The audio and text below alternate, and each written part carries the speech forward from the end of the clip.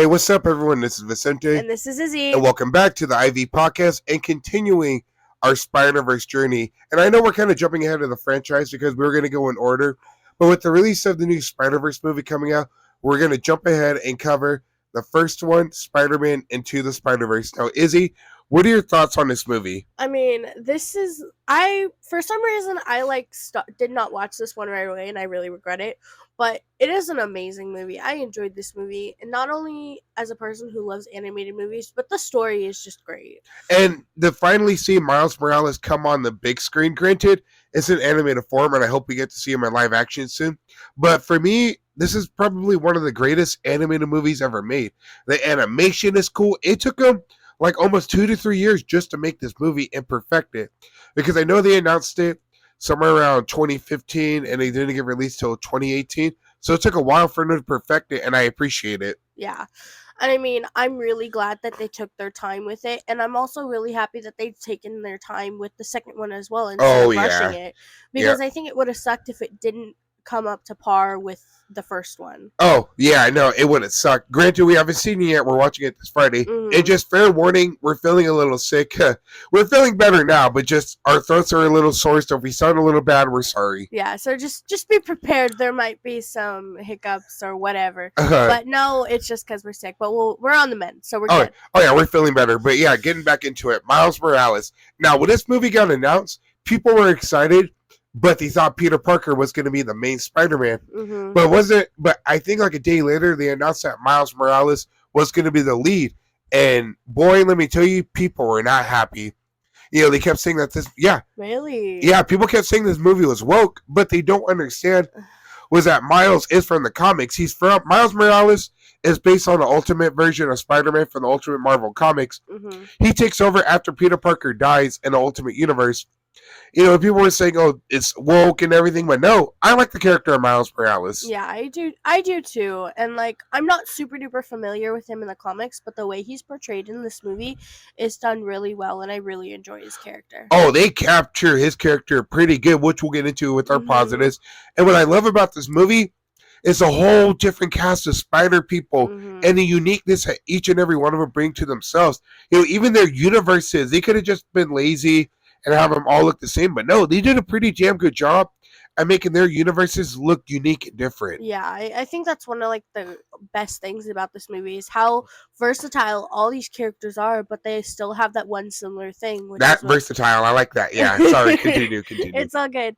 But with even though they're all versatile, they all still have the similar thing. They were bit by a spider, or they involve a spider somehow. Yeah, and they all have the same story. They lost someone close to them. You know, as a kid, I always wanted to be Spider-Man, but now as an adult, I'm like, I wouldn't want to lose someone. Have that. You know, out of all the spider people, spidermannoir is my favorite. It's Nicolas Cage. I mean, come on. Yeah, that's true. For me, I really like Gwenstacy. Yeah, Gwen was pretty cool. I like her comic run, Spider-Gwen. Mm-hmm. You know, and the villains are okay. I think my biggest problem was probably Kingpin, which I'll talk about in my negative. But his henchmen, like Scorpion, Green Goblin, and Tombstone, they were cool. Out of all the villains, I would say Prowler was my favorite. Yeah, Prowler was my favorite, but I honestly really like the portrayal of Green Goblin in this movie because, like, we've really only seen him as, like, a human, whereas in this one, he's, like, an actual monster, which I think it's probably from the comic, but someone who doesn't read the comics, I think it was a really interesting portrayal. Actually, is in the comics. That's the Ultimate Green Goblin. Yeah, Ultimate Green Goblin turned him into a monster.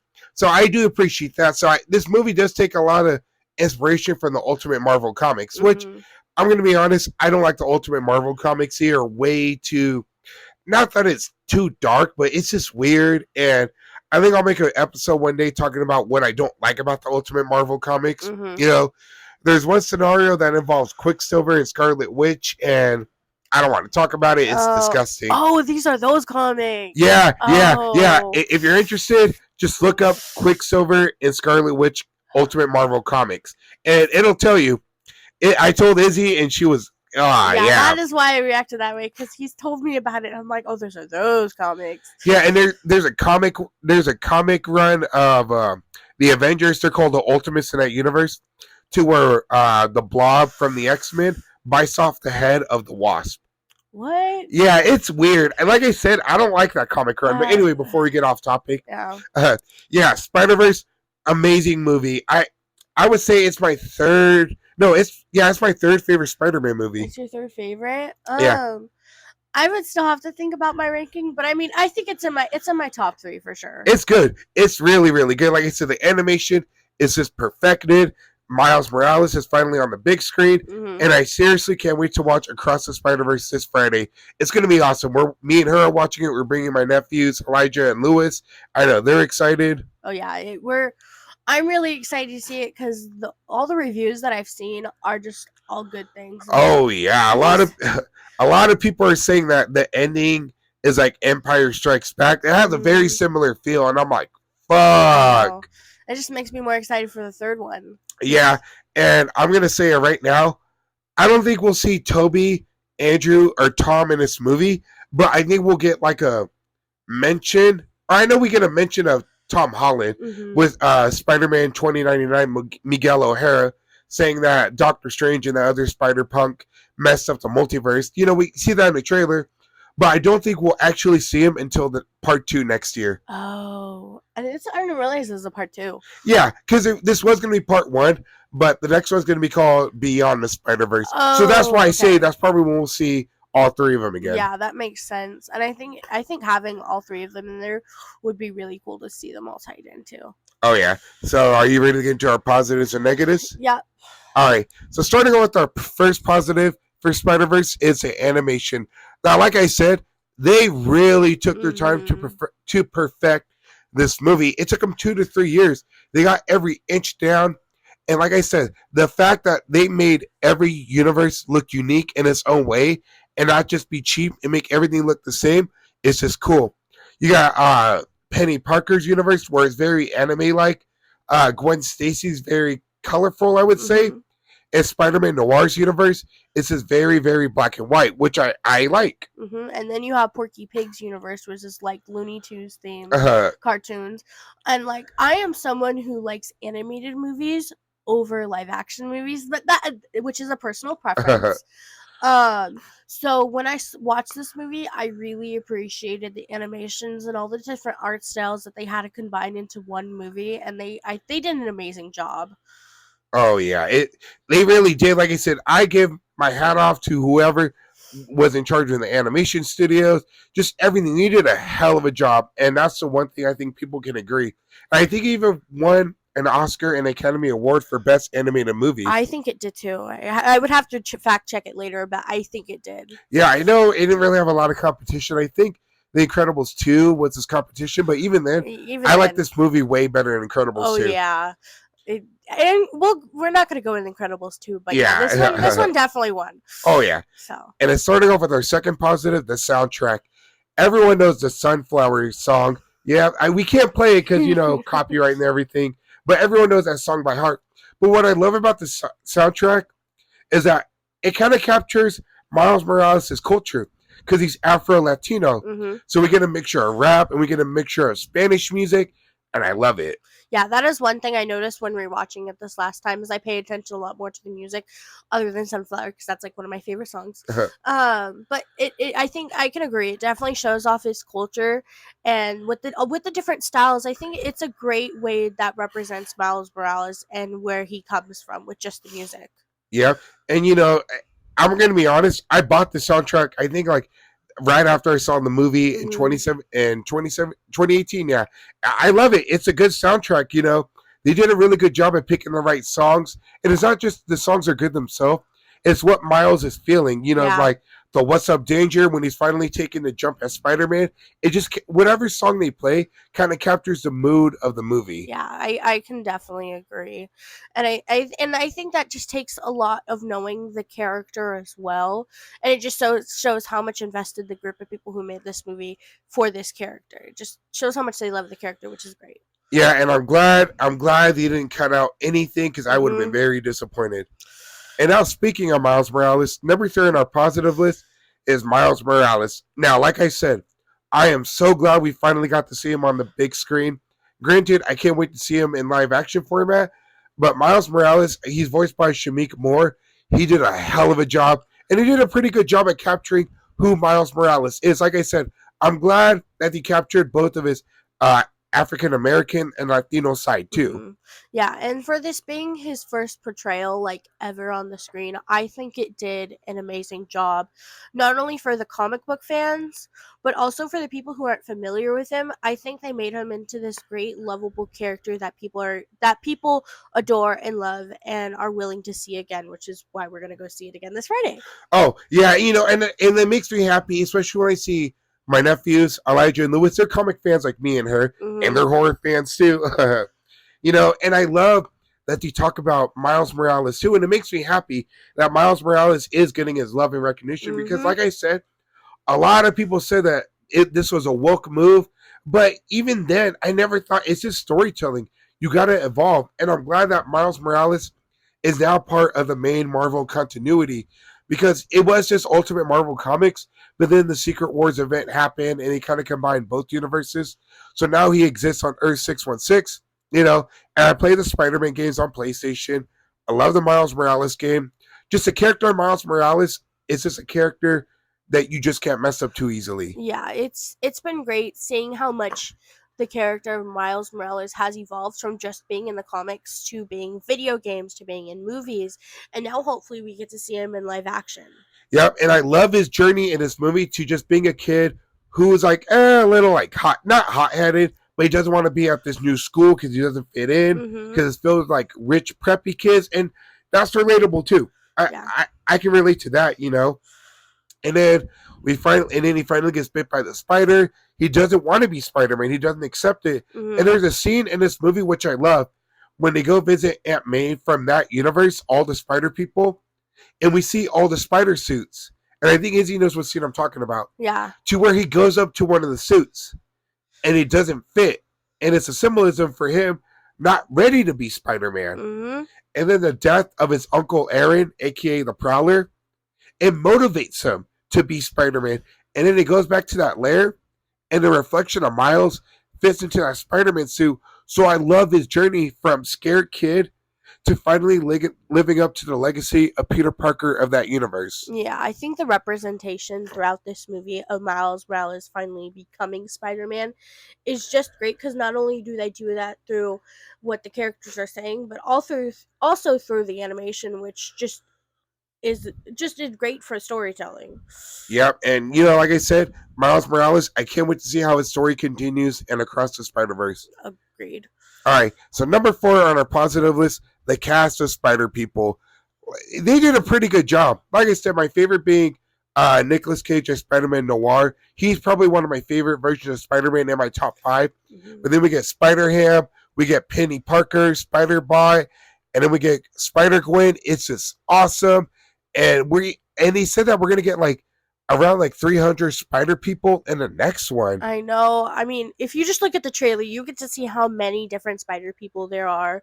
I think in the new one, I'm really excited to see Spider-Punk, but that's just because my emo at heart. Yeah, but let's talk about these spider people. Yeah. They did a pretty good job. I think they did a pretty good job at capturing who these spider people are. Oh yeah, I think the spider people in this movie were great. I think the different types that they had in this movie were just perfect because nothing was too similar or too different.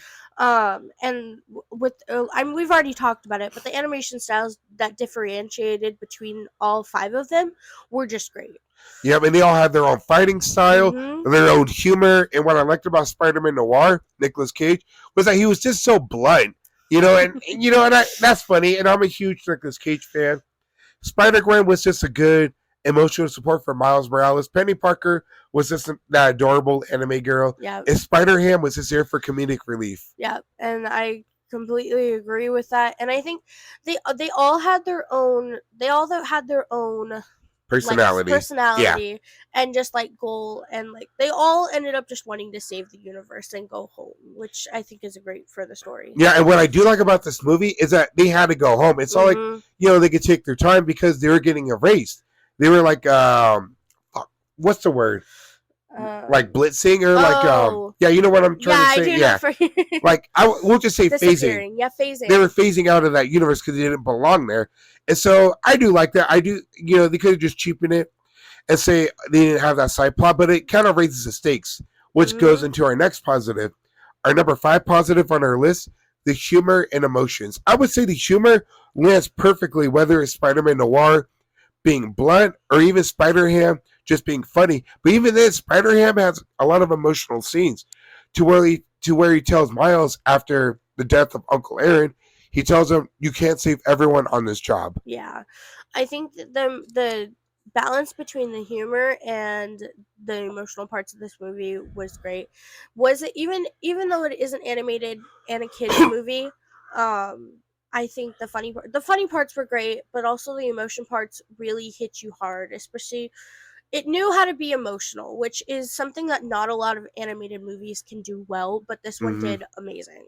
It did, with the death of Uncle Aaron, the death of Peter Parker from the Miles universe, to how Aunt May's feeling, and just the humor itself, even with the reveal of Otto Octavius, Olivia Octavius, yeah. That was a cool reveal. I like that, and he kind of hide it in the beginning so well when they're showing a video in school. So she was pretty good. I actually liked her character. That's another positive.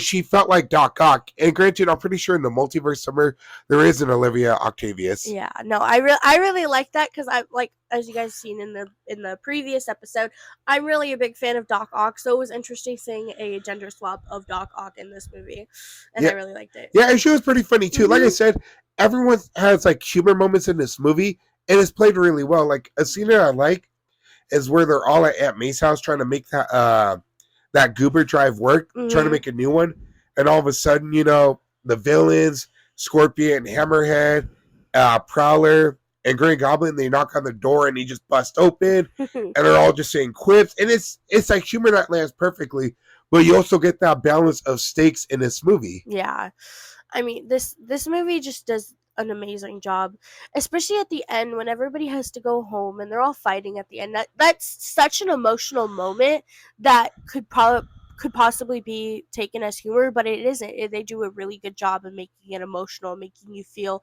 of these characters trying to figure out who has to stay and who has to go. Yeah, and this add on to that, when they're all about to go home, Spiderman-noir says, "I love you guys," and they're all so close. Even when they're saying goodbye, I remember getting a little teary-eyed in the theater. I'm like, damn, dude, they're never going to see each other again. And then when Gwen and Miles finally say goodbye to each other, it's tugging at the heartstrings.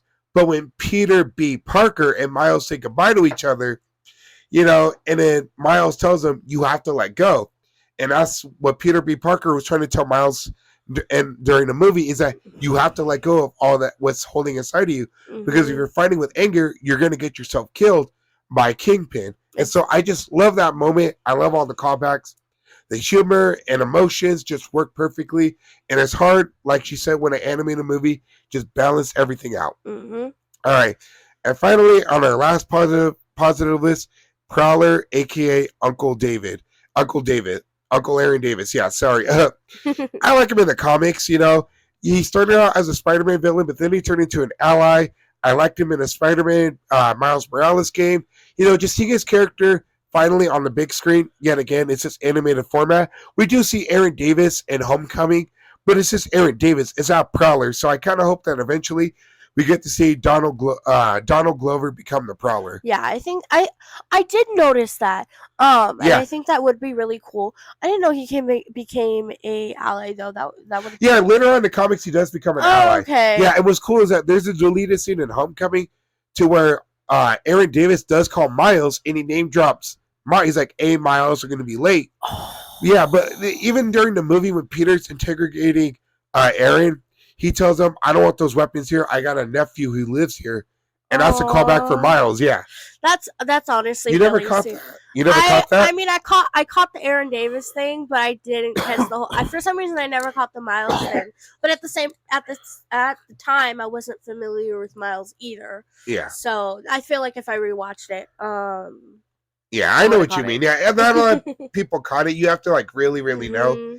Yeah, but Prowler. But when he died in this movie, I was sad. That was Miles' Uncle Ben's moment. Yeah, it was. Because I mean, I really liked Prowler. I really liked him as a villain, and like I thought it was a really good moment. Not a good moment. It was a really sad moment. But like just the emotion that they put in the animation and the characters and just everything in general whenever Prowler found out Miles was Spider-Man and just that moment and then he dies right after that. That is just such a crucial moment in that movie and it is done so well. Because Aaron's trying to hunt down this new Spider-Man, but he doesn't know it's Miles. And when he finally reveals himself, Aaron's just like, what? No. And you think he's going to kill him because he puts the mask back on, but he can't do it because that he loves his nephew. Yeah. They're close. And so when I thought for a moment, I'm like, okay, well, Aaron's going to be an ally. Nope, Kingpin just shoots him, and he's dead right there. I know. Another scene, too, is where Miles carries the body, and he tries to, I don't know why he carries the body, but he goes to this alleyway, and his dad sees him. And Miles' dad is brothers with Uncle Aaron. And so when we see Miles' dad go up to Uncle Aaron, it's just an emotional moment, too, where they stopped being close, but they still have that brotherhood in them, that love. And that's what I mean by the emotions, that you feel it. And the fact that they don't lose that brotherhood is just amazing. And what's hard in that scene too is that Miles' dad thinks that he did it. Yeah. And so that just makes him hate Spider-Man more, but it really is his son, and it's this whole storyline thing. You just gotta watch the movie. Yeah, I mean, do I wish that Prowler lived? I do, because I would have loved to see more of his character. But I do understand it was a pushing moment, that Uncle Ben moment for Miles Morales as Spider-Man to take that leap. Yeah. For that danger, to just take that leap of faith, as Peter B. Parker told Miles. But yeah, Prowler, best. He was one of my favorite in this movie. Yeah. All right, that's going to do it for our positives. Now to our negatives. It's just one negative, but it's more of a nitpick, and that's going to be Kingpin. And fun fact for Prowler, he's voiced by Marshala Ali. I'll probably butcher that name. He's going to be the new Blade in the MCU. Little fun fact that people don't know. That's cool. He's going to kill as Blade. And also, rumor has it that Wesley Snipes might be Whistler, but we don't know. That's just a rumor. I would love for that to happen. But anyways, back to our negatives. Kingpin, I like the character of Kingpin, but I just felt like he wasn't really threatening in this movie. I mean, yeah, he was there for the Collider collapse, order around his henchmen, killed Uncle Aaron, and fight Miles, but I never really felt he was intimidating or just imposing. Yeah, I felt like he had a lot of his henchmen do a lot of the dirty work rather than himself. So, I mean, yes, he was the man behind the scenes, but he wasn't threatening himself. Yeah, and then with Kingpin in the comics, he'll get down and dirty when he has to. He'll fight Spider-Man. He doesn't care. He doesn't care if he gets out as a criminal. He has money, and we all know money talks. Yeah. And, he's voiced by Liev Schreiber. He plays Sabretooth in X-Men Origins Wolverine, so he has been in a Marvel movie. And I do like the actor himself, but I'm not really a fan of this Kingpin portrayal. And that's the only negative I really have about this movie, because he had most of his henchmen do the work. He was just the man behind the shadows, as you said. Yeah. But I wish we would have seen a little bit more character development with them, because the only character development we have with them is that he wants to bring back his wife and kid. Yeah, that's pretty much it with his character. I don't feel like, other than him being the big bad guy and telling him where the henchmen go, that's pretty much it for Kingpin, other than wanting to get his family. So there's no really more to his character, which is kind of sad. It's kind of like a lost moment, but I mean, other than that, it's an amazing movie overall. Yeah, I mean, you could have added a little bit more to that character. Yeah. I don't know exactly what you could have done, really, but I know you could have just done more than him being that man behind the shadows and wanting his wife and kid back. Because to me, it kind of makes it seem like a sympathetic villain, and that's not the Kingpin. No. The Kingpin, yeah, he had a sad childhood, but he's an asshole. And in the comics, he could be brutal as hell. Isn't he a mob boss? Yeah. Yeah. He runs New York. Yeah, so he's he gets down and dirty, and he knows how to kill people. And in this movie, it's not portrayed that way. I think the only intimidating moment was when he killed Peter Parker in that universe. Yeah, I think that was about it. So how would you rate this movie from 1 to 10? Oh, I give it a 9.5 out of 10. I loved it. Mine is if Kingpin was just a little bit better, I give this an easy 10. For me, I'm probably gonna go with you and go with a 9.5. I really enjoyed this movie. This is probably like one of my favorite Spider-Man movies. Also, like one of my favorite animated movies with all the different styles. It is just, even It's if unique. It's unique. it's unique, and Yep. even if you aren't a Spider-Man person, you still should watch this movie. Just for the art style, you gotta watch this movie. Yeah, and and people say, "Oh, this is a cartoon." No, it gets pretty fucking dark, and I'm pretty sure the next movie is going to be dark itself, with all the spider people hunting down Miles. Even Gwen and Peter B. Parker, people he loved and grew up with. So yeah, I'm interested in that. Are you? Yeah, I'm really excited for this movie, and just for like my assumptions of the storyline for this movie makes me kind of excited to see where it goes, because like, with all these different characters and all these new characters, I'm like, okay, what's the goal gonna be? And like, I'm afraid what the goal of the movie is gonna be, but also I'm like excited to see where it goes. Yep. So that's gonna wrap it for Spider-Man Into the Spider-Verse film review. It's a damn good movie. It's almost perfect with all the art styles, animation in different universes, and unique spider people. I just feel like it kind of lacks in the main villain category when it comes to Kingpin. But like I said, it doesn't really downplay or downgrade the movie at all. It's still a damn good movie. Yeah, this is like I said, one of the best Spider-Man movies. You have to watch this. Not a Spider-Man fan, still watch it. Yep. If you just love animated movies, you'll love this one. Yep, because that's where I was. Yep. And so tomorrow, or so this should get released on Wednesday, May 31st. And then this Friday will be our Spider-Man 3 review. And then Sunday will be our spoiler-free and spoiler review of Spider-Man Across the Universe. We hope you guys love this video, love our podcast so far. We're almost at 500 subscribers, halfway there to 1,000. We're at 460 last time I checked. But as always, take care of yourselves and take care of others. And we'll catch you guys in the next episode. Peace out, everyone. Bye, guys.